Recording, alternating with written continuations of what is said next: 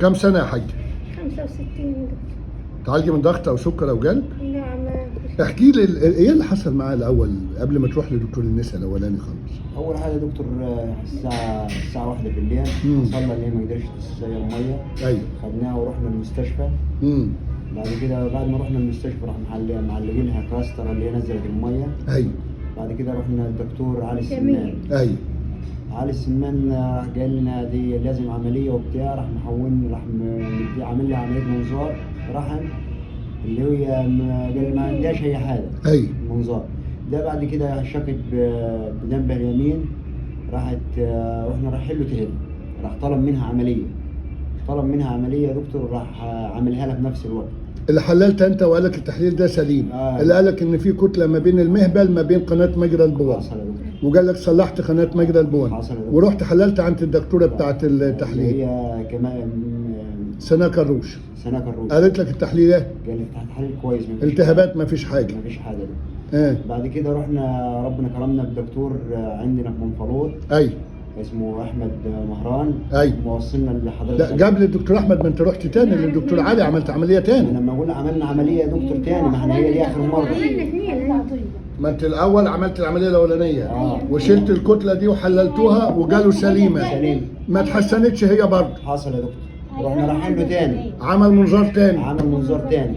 رسم في المنظار التاني قال لك ان في غدد موجوده جنب الاورطه. هو ما قالكمش روحوا ولا تعالوا ولا قال لنا روح اي مطرح. امال قال ايه طيب؟ يعني قال ايه قال الدنيا كده تمام ومفيش اي حاجه. السبت بتاع العيد يا دكتور، انا بقول له جنب اليمين ودعني زي ما هو هي لما جاتنا انا قلت نستنى شويه، ده عامله عمليتين في البدايه. فهي شاورت قالت جنب اليمين تعبني. حصل يا دكتور. فقلت لا لازم نعمل رنين مغناطيسي. حصل يا دكتور. رحنا عاملين رنين مغناطيسي. دكتور هيثم بالظبط. قال لي ان الكتله دي طالعه من المبيض. حصل يا دكتور. قلنا خلاص هنشيل الرحم. حصل يا دكتور. فتحت انا عشان اشيل الرحم، انا شلت فعلا الرحم والمبايض، لقيت الرحم سليم. حصل يا دكتور. بس لقيت كتله كبيره جدا سرطانيه موجوده في الحوض. كبيره. حصل. وكانت ماسكه الاورده بتاعت الحوض. شلنا دي بالكامل، واخد بال حضرتك؟ حللنا طلع الحمد لله الرحم سليم وطلع المبايض سليم. بعتنا جبنا التحليل الاولاني، طلع ان كان فيه خلايا في الحته بتاعت المهبل. الحمد لله دلوقتي احنا عاملين اشعه على البطن وراها لي بتاعت النهارده، طالعه سليمه هي بنسبه 100%، مفيش اي بقايا. والحمد لله عملنا اشعه تلفزيونيه من خلال المهبل، دي تحاليل الدم بتاعتها ما شاء الله. صوره الدم تمام والكبد والكلى تمام ما شاء الله. وريني الاشعه التلفزيونيه، ادي الاشعه التلفزيونيه مبينه ان الحمد لله الجمهور دي اشعه بتاعت رجلها مفيش اي بقايا، والحمد لله الدنيا تمام.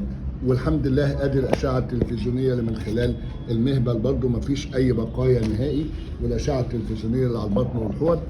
انا فرحان ان ربنا شفاكي واديكي عم تتحركي تمام، واعتقد عم تاكلي وتشربي.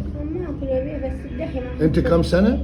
65. انا عاجبني تمسكك وعجباني صحتك وعجباني تفاؤلك وعجبني بر ابنك بيكي ربنا يخليهولك وبنتك.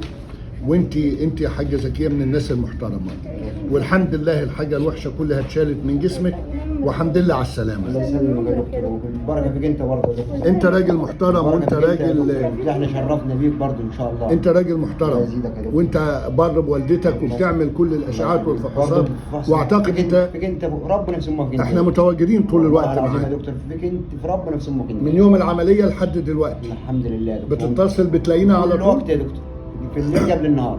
انت راجل محترم. انت ما ترد عليا في ساعتها يا دكتور. انت راجل محترم وانا فرحان جدا بالامور بتاعتها بالكامل، والحمد لله ان احنا شلنا الكتله دي والالم بقت ما فيش الم دلوقتي، وان شاء الله الدكتور احمد يقول ما تاخدش اي علاج تاني باذن الله. باذن الله يا دكتور. فوق راسي من فوق وهروح لك المنيا والله يا دكتور، ما يشفع عني وارفع رجلي كده ساعه ما ابقى قاعده ولا اروح لك المنيا. ربنا يشفيك يا رب. واخد لك السمن بتاعك واخد لك جبنه قديمه واروح لك المنيا. انا شفاك بالدنيا والله فوق راسي يا دكتور. ربنا يحفظك يا رب.